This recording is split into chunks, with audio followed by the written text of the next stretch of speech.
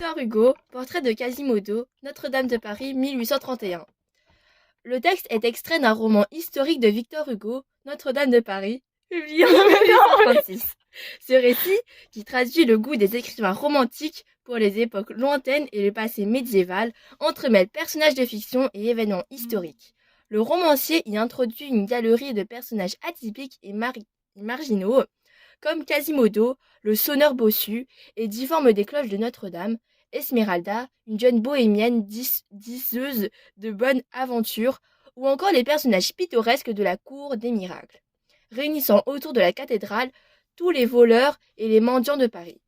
Ce roman est également l'occasion pour Victor Hugo d'illustrer ses théories littéraires formulées dans la préface de Cromwell 1827 en appliquant au roman les préceptes du drame romantique et en décrivant ses personnages sous l'angle du grotesque et du sublime. Dans l'extrait que nous étudions, Quasimodo vient de sauver d'une mort certaine Esmeralda, accusée à tort d'un crime qu'elle n'a pas commis et dont il est secrètement amoureux. Arrachant la jeune fille à ses bourreaux sur le parvis de la cathédrale, il l'emporte évanouie avec lui dans ses bras et trouve refuge sous le portail de l'église. Nous verrons en quoi la marginalité de Quasimodo fait-elle en même temps sa grandeur. Tout d'abord, nous étudierons dans un premier temps les éléments de portrait physique attachés au personnage de Quasimodo, lignes 1 à 3, puis le contraste esthétique qu'il forme avec Esmeralda dans la partie centrale du texte, lignes 3 à 11, avant de nous intéresser aux procédés par lesquels Victor Hugo fait de son personnage un héros révolté et sublime, lignes 11 à 20. 1. Un mélange de force et de laideur, lignes 1 à 3. Les lignes 1 à 3 du texte sont consacrées au portrait physique de Quasimodo, qui souligne le caractère à la fois hors norme et atypique de ce personnage. Le texte s'ouvre sur une phrase annonçant une pause descriptive, ligne 1, citation. Le plus que parfait indique une action antérieure au temps de la narration, tandis que le groupe nominal, le grand portail, renvoie au cadre général de l'action situé devant le parvis de la cathédrale de Notre-Dame. Le personnage apparaît donc d'emblée dans un cadre monumental.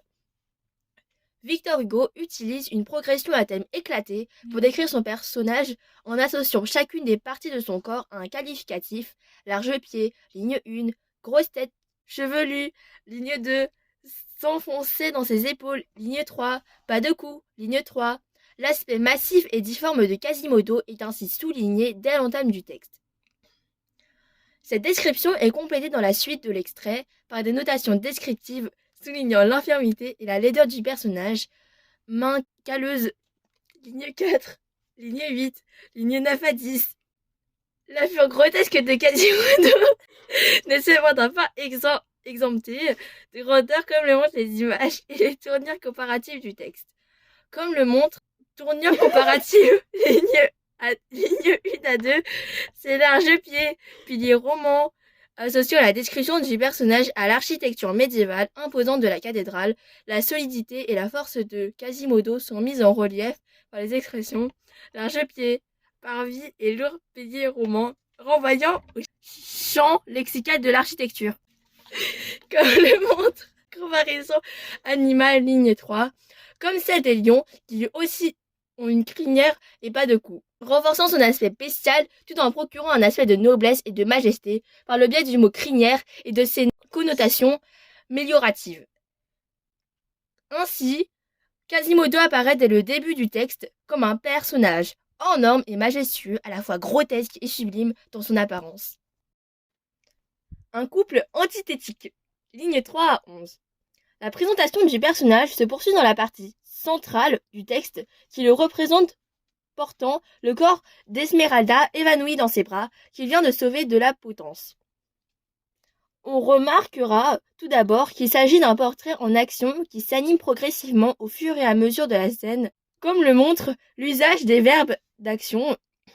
Il tenait, ligne 3 à 4, la portait, ligne 5, la serrait, ligne 8. Ces verbes d'action sont relayés par des connecteurs temporels qui créent une sorte de tableau poétique. Citation, ligne 7 à 9. Par moments, tout à coup, comme son trésor, ainsi que l'expression se relevait subitement, plein d'éclairs, ligne 10 à 11. Ce double portrait s'appuie sur des effets de contraste et d'opposition, comme le montrent les antithèses, ligne 3 à 7, soulignant la rudesse de Quasimodo d'une part et la fragilité et la beauté d'Esmeralda.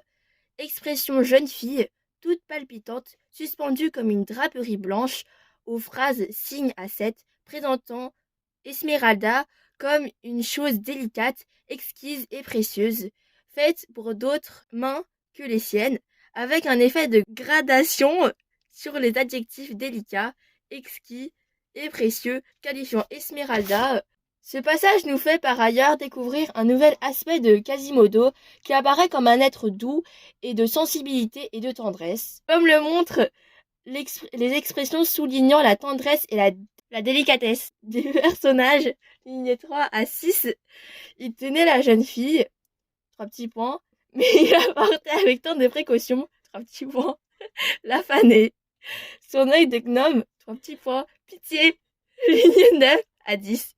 On relève une hyperbole, l'inondait de tendresse, ainsi qu'un rythme ternaire avec les termes tendresse, douleur et pitié, soulignant la sensibilité de Quasimodo. Comme le montrent les comparaisons soulignant son aspect protecteur et maternel, comme son bien, 3 petits points, trésor, ligne 9, comme eût fait la mère de cet enfant. Quasimodo offre donc dans ce passage l'image d'un être double à la fois monstrueux et rude dans son enveloppe corporelle mais aussi délicat, fin et sensible. 3. Un héros révolté et sublime, ligne 11 à 20. Une foule enthousiaste. Le troisième mouvement procède à un élargissement de la vision de la scène par le biais du connecteur temporel, alors, ligne 11.